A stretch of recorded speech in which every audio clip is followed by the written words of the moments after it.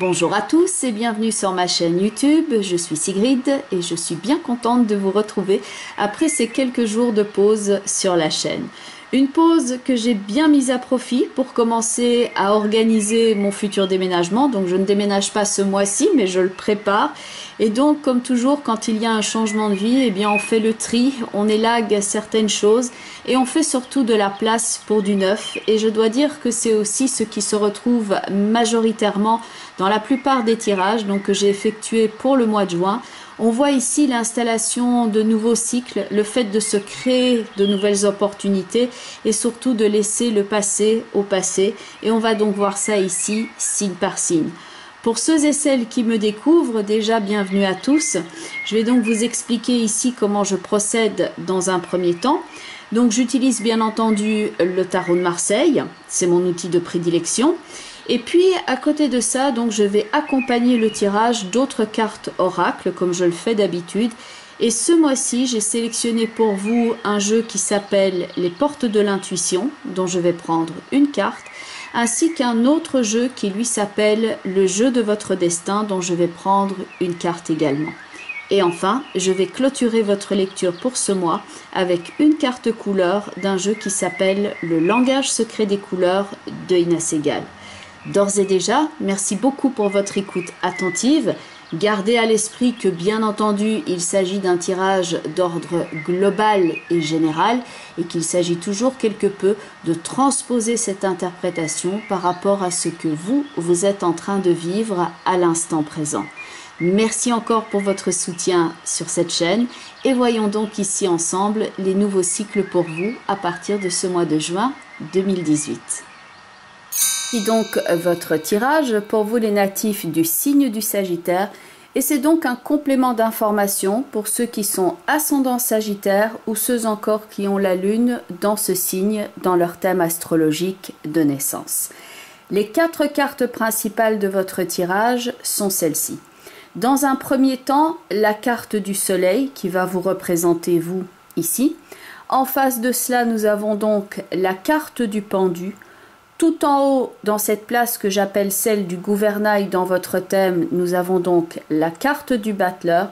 Et enfin, ici, la carte de la papesse, qui est donc la dernière carte de votre tirage et qui pourrait ici être une sorte de finalité pour ce mois de juin.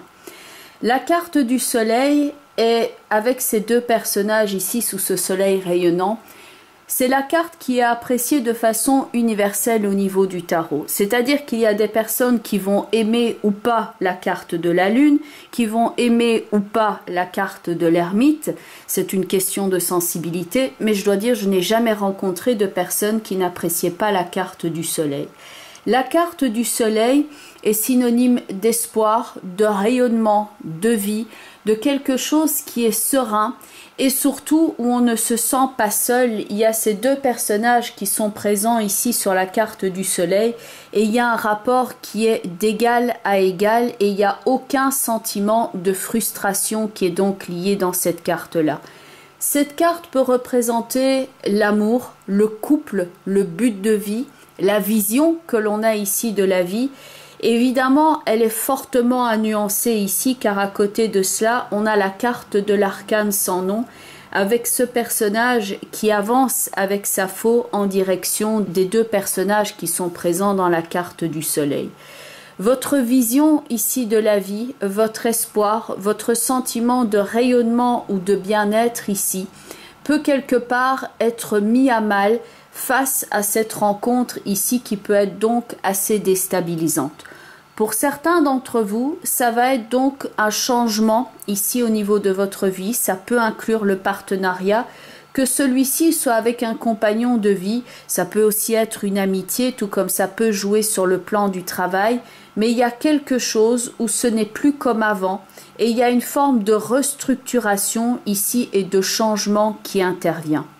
Et c'est vrai que quand on regarde globalement ici votre tirage, vous pourriez ici apprécier d'enfin être dans une situation qui n'est pas une situation qui implique des tiraillements dans tous les sens et il y a toujours une complication qui vient s'ajouter aux autres.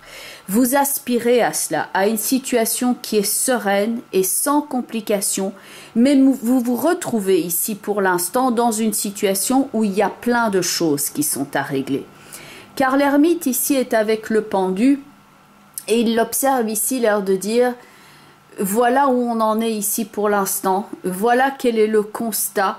Voilà quelque part la baisse d'énergie aussi, car le pendu est ici pendu à un fil et il n'est pas spécialement actif. C'est comme si on avait quelque part mené un combat dans cette rencontre de cartes avec l'arcane sans nom et le soleil, et que maintenant on se sent quelque peu avec la nécessité de recharger ses batteries ici parce qu'on se sent un petit peu vidé.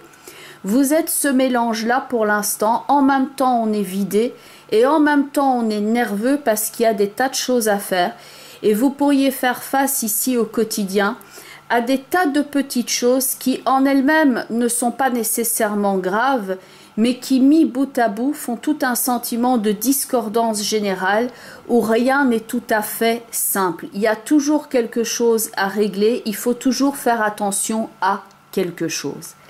L'ermite avec le pendu pourrait ici être une forme de conseil également qui serait, maintenant qu'on en est dans ce cul-de-sac, enfin si c'est pas un conseil c'est plutôt un questionnement, dans le sens où voilà, maintenant qu'on a atteint ce point de non-retour, maintenant qu'on fait le point sur la situation, qu'est-ce qu'on va faire à propos de ça? Comment va-t-on changer? Le battleur qui est là tout en haut doit être dans cet apprentissage. Comment vais-je maintenant aborder ce nouveau cycle? Qu'est-ce qui me reste ici à régler? Comment vais-je prendre suffisamment confiance en moi que pour utiliser mon potentiel? Ou comment vais-je utiliser maintenant ces nouveaux outils? Comment vais-je amorcer cette nouvelle phase dans ma vie? Le battleur n'est pas celui qui est dans la maîtrise, c'est celui qui commence un nouveau cycle et qui est dans l'apprentissage très concret. Il peut avoir ici pas mal de choses, disons, à régler, à faire. Et le battleur a ses pieds en équerre, c'est-à-dire qu'il a un pied qui est orienté vers la gauche et l'autre vers la droite, un petit peu comme s'il était dans un entre-deux de deux situations, ou en tout cas qu'il recherche sa stabilité. Il cherche à se retrouver bien campé sur ses pieds. Et c'est pour ça d'ailleurs qu'il met ses hanches contre la table, parce que la situation n'est pas encore stable. On doit s'assurer ici d'être présent, de tenir les choses ici à bout de bras, et donc de faire quelque chose pour résoudre les différentes problématiques une à une. Évidemment, le diable étant derrière la carte du battleur ici, il s'agit ici de résoudre donc le lien qui est là dans la carte du diable. Ça peut être la problématique à laquelle vous êtes en train de faire face. Pour certains, ce sera au niveau du travail, un début ici dans lequel il faut quelque part prouver ses capacités, il faut apprendre quelque chose de nouveau. Sur le plan financier, c'est le fait de devoir redresser ici la barre, que quand évidemment les poches sont vides, comme quand on le voit ici dans l'ermite avec le pendu, il s'agit de faire beaucoup avec une idée de restriction qui est là, on doit faire beaucoup avec peu. La situation n'est pas encore tout à fait fluide et vous pouvez être ici quelque part conscient aussi de vos propres limitations dans l'action et que vous êtes obligé de faire avec littéralement ce que vous avez de présent ici sur la table. Il y a la volonté d'avancer dans sa vie, mais il y a quelque chose qui vous retient ici en arrière et qui quelque part vous court-circuite au niveau de l'action et vous avez du mal à appliquer peut-être une certaine méthodologie et d'avancer du point A au point B comme si c'était constamment le même type de problème qui revenait s'imposer à vous dans votre vie et il y a une forme de tension relationnelle qui intervient ici, un petit peu comme s'il y avait un conflit rentré, il y a une forme de frustration ou de ressentiment vis-à-vis d'une personne, quelque chose qui n'a pas été complètement digéré et qui continue ici de vous tirailler et de vous polluer quelque part au niveau de votre mode d'action. Par exemple, au niveau d'une séparation ici, ça pourrait indiquer toutes les formes de petites vexations qui interviennent quand on est en train d'essayer de décider quant à la marche à suivre pour que la séparation puisse se faire de la meilleure façon. Et chacun voyant évidemment midi à sa porte, ça peut créer ici une forme de tension. Au niveau financier, ça va indiquer ici le fait de devoir faire attention à ses avoirs. Il faut faire attention avec ce que l'on a à disposition. Au niveau d'une coupure avec le passé, alors que vous êtes en train ici de faire le tri et de décanter pas mal de choses, la papesse ici avec la roue de fortune et la lune indique quelque chose qui est stagnant, quelque chose qui est de l'ordre d'une perturbation, qui pourrait être comme un cauchemar récurrent, quelque chose qui s'impose à vous, que vous avez besoin ici de décanter. Ça peut indiquer aussi que vous n'avez pas suffisamment de repos en ce moment, que vous avez besoin de vous reposer mais que vous n'y arrivez pas, qu'il y a quelque chose qui vous empêche quelque part de totalement être dans le relâchement, que vous n'arrivez pas à vous déconnecter. Parce que dans la roue de fortune et la lune, il y a ces eaux stagnantes ici qui sont en train de tourner. Donc si ça ne signifie pas effectivement sur le plan très concret des problèmes qui sont liés par exemple à l'eau, les canalisations, quelque chose qui est lié à l'humidité pour l'instant dans votre vie, donc sur le plan très concret au niveau de votre habitation, ça peut être cette idée de quelque chose de récurrent qui revient par vague, que vous pensiez être tiré d'affaire et que maintenant ça revient sur le tapis, un petit peu comme une araignée qu'on avait au plafond, qu'on pensait avoir éliminée et qui revient ici constamment nous hanter. Le battleur fait tout ce qu'il peut ici, à la mesure de ses moyens, pour se sortir de la situation. Il doit simplement apprendre ici à se défaire de certaines situations du passé, sous peine de se retrouver, disons, dans quelque chose d'un petit peu inconfortable, comme si on essayait de faire de la corde à sauter avec le boulet au pied. Donc il y a quelque chose qui vous retient ici en arrière, qui est de l'ordre d'une résistance et dont on a du mal ici à se défaire et à couper. C'est une forme de perturbation qui est ici au niveau de votre énergie, dont vous avez conscience et sur lequel vous êtes en train d'essayer de travailler très concrètement. On clôture une page du passé, on referme le livre, mais on a l'impression quelquefois qu'il va se réouvrir à n'importe quel moment et s'imposer de nouveau à notre vue. Le battleur ici cherche à bouger de là et à évoluer au-delà de ses limitations et donc de sortir de ce sentiment de blocage ici. Et il est plus qu'important ici de reprendre confiance en vos capacités, en votre rayonnement, en votre possibilité ici de reconstruction et d'apprentissage. Au-dessus de la papesse, on a donc la roue et la lune. Le pendu peut lui parler de cadre, donc il peut y avoir aussi un questionnement par rapport au cadre de vie. Donc une forme de transaction, on projette ici peut-être de déménager, peut y avoir quelque chose qui est en relation ici avec les biens immobiliers et à chercher ici à changer d'endroit, à changer de lieu de vie, si ce n'est pas tout simplement ici de projeter par exemple un projet de vacances par exemple et on a envie d'aller près de l'eau, c'est également une possibilité. Autre chose ici sur le plan très concret, attention à la peau, attention aux problèmes de peau, aux coupures, aux cicatrices qui peuvent ici se réouvrir. Les cicatrices qui peuvent ici se réouvrir, ça peut être aussi sur le plan psychologique, comme quand on a du mal à cicatriser par rapport à certaines choses du passé et qu'on rumine et que ça vient quelque part alimenter la problématique. Au niveau des portes de l'intuition, la première carte est celle-ci, la carte de la place, avec cet arbre qui est ici dans le sol.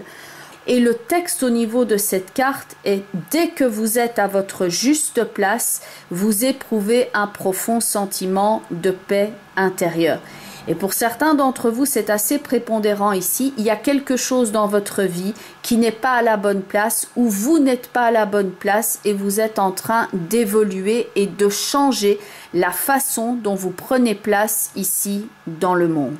Un arbre, pour respirer librement, il faut quelquefois aussi élaguer des branches.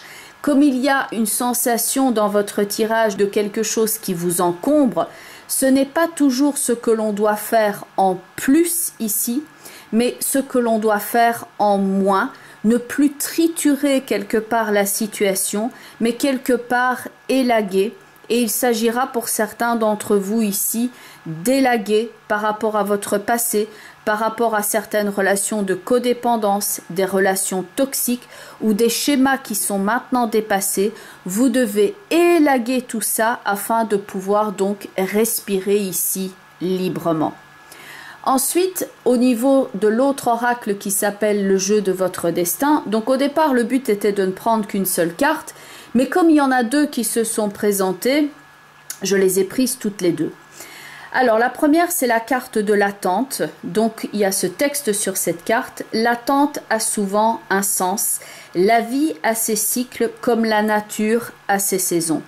Et la deuxième carte est la carte de la sagesse, avec tous les livres qui sont présents ici sur la carte, et aussi bien l'attente que la sagesse d'ailleurs renvoient à l'archétype ici de la papesse, car la papesse représente la connaissance, la sagesse, et elle représente aussi l'attente. La sagesse est donc cette carte ici qui va représenter une attitude sage, mesurée, qui va ici vous apporter l'efficacité dont vous avez besoin. Certains d'entre vous sont en train d'apprendre de nouvelles choses, par exemple au niveau de leur métier, ou d'appréhender la vie avec de nouveaux réflexes, de nouvelles méthodes. Vous êtes en train de changer la façon dont vous êtes et il y a donc ce processus de transformation qui est ici en cours. L'apprentissage de choses nouvelles est donc ici recommandé. Et cette carte, qui est donc la sagesse, est avec ce texte. L'intelligence ne se mesure pas au nombre de diplômes, mais à l'ouverture d'esprit et du cœur. D'ailleurs, le battleur qui est tout en haut dans votre tirage n'est pas nécessairement quelqu'un qui a beaucoup de connaissances, mais il est justement enthousiaste. Et ce qu'il n'a pas en maîtrise ou en connaissance, il pallie à cela avec une forme d'enthousiasme, son côté juvénile, autodidacte et quelque part risque tout aussi parce qu'il y a un côté indépendant dans l'action et il découvre le monde ici à l'image d'un jeune enfant. D'ailleurs, pour certains d'entre vous, la problématique que vous êtes en train de ressentir ici est justement liée par rapport au manque que vous avez ressenti pendant l'enfance, que vous êtes en train d'en prendre conscience ici et qu'il y a donc tout ce travail qui est en cours, que pour maintenant élaguer et s'en libérer et que ça prend peut-être quelquefois par rapport à ce que vous souhaiteriez ici un petit peu plus de temps que prévu. Et enfin, la dernière carte qui est la carte couleur, c'est la couleur prune, surmonter les difficultés. Ça va donc être une couleur ici qui va être utile pour vous aider justement à éliminer toute forme de perturbation ici, ce qui vous contrecarre au niveau de l'action. Et c'est une couleur que vous pouvez utiliser par petites touches dans votre environnement ou en visualisation quand vous faites de la méditation par exemple. Et cette carte est donc avec ce texte « Surmonter les difficultés ». Cette carte va vous donner justement l'énergie ici que pour vous fixer un but clair dans la vie, vous aider à construire les différentes étapes afin d'atteindre ce but. Et cette couleur vous aide donc à surmonter les éventuelles difficultés que vous rencontrez ici sur votre chemin, que ce soit au niveau socio-professionnel ou que ce soit au niveau relationnel ou même dans votre relation à vous-même si vous manquez de confiance en vous. Et vous pouvez éventuellement utiliser le mantra qui est associé à cette carte. Merci de me guider dans les situations difficiles que je pourrais rencontrer. Merci de me guider avec douceur, grâce et facilité. Bien entendu, on est dans le cadre d'un tirage d'ordre global et général, mais donc il y a cette idée d'irritation ici et de problématique dans laquelle vous êtes en train de prendre pied ici, de vous positionner et d'essayer de résoudre ça étape par étape. mais ça reste bien entendu un tirage d'ordre global et il faut quelque part transposer ça par rapport à ce que vous êtes en train de vivre à l'instant présent. Pour certains, ce sera simplement des difficultés parce que vous êtes en train de faire des travaux dans la maison et qu'il y a constamment des choses à régler au jour le jour. Pour d'autres, ça va être une séparation ici d'importance et que vous êtes dans cette phase ici où ce n'est jamais simple de se séparer de quelqu'un, il peut y avoir des tensions. Pour certains, ce sera le fait de commencer ici une nouvelle activité et que vous êtes en train de prendre vos marques et que vous avez encore besoin de prendre de l'assurance quant à vos nouvelles possibilités. Donc l'éventail ici, évidemment, peut être assez vaste et il faut voir en quoi ce tirage fait donc écho, bien entendu, par rapport à votre vécu. Mais donc il y a des situations spécifiques sur lesquelles vous aimeriez avoir un éclaircissement, un éclairage. Et donc il y a notamment mon site web via lequel vous pouvez me contacter si vous souhaitez une consultation privée.